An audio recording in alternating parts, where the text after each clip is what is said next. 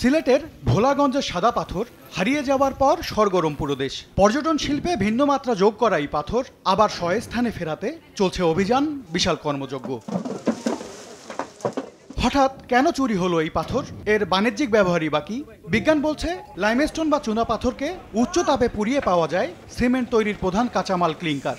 দেশের একমাত্র ভূগর্ভস্থ কঠিন শিলার খনি দিনাজপুরের মধ্যপাড়া থেকে উত্তোলিত পাথর অবকাঠামো নির্মাণে ব্যবহার হলেও তা ক্লিংকার তৈরির উপযোগী নয়।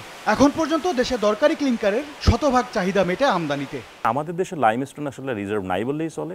যেটা ভোলাগঞ্জে পাচ্ছি, this is not our limestone, it's just river দিয়ে ক্যারিং করে আসা মিলিয়নস অফ ইয়ার্স ধরে এখানে এসে জমা হচ্ছে, যেটা আসলে আমাদের চাহিদার তুলনায় অনেক অপ্রতুল। ক্লিংকার যেটা উৎপাদন হয় সেটা অ্যাকচুয়ালি লাল পাথর, যেটা আমরা ইম্পোর্ট করি ভিয়েতনাম, মালয়েশিয়া, ইন্দোনেশিয়া, চায়না এইসব দেশ থেকে।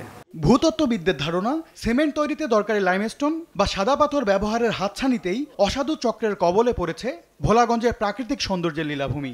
লাইমস্টোনের কালার সাদা ছাড়াও অন্য কালারও হতে পারে, কিন্তু লাইমস্টোনের গুরুত্বটা হলো লাইমস্টোন সোর্স অফ সিমেন্ট, এটা একটা মেজর ইম্পর্টেন্ট এটার। আর একটা হলো লাইমস্টোনের আপনার ইন্ডাস্ট্রিয়াল কিছু অ্যাপ্লিকেশন আছে। সারফেসেরগুলো হয়তো সবাই নিয়ে গেছে, সাবসারফেসে কিন্তু এখন আছে। এদিকে নির্মাণ প্রকৌশলীরা বলছেন দেশে কোনো ক্লিংকার তৈরি হয় না, তাই ভোলাগঞ্জের সাদা পাথরের নেই বিশেষ বাণিজ্যিক ব্যবহার।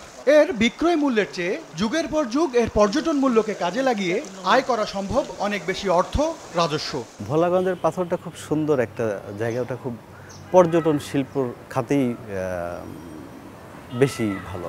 কখনো পাথর উত্তোলনের দরকার হলে তা যেন বৈজ্ঞানিক উপায়ে করা হয়, সেই তাগিদও বিশেষজ্ঞদের। এম এস আরিফিন, সময় সংবাদ, ঢাকা।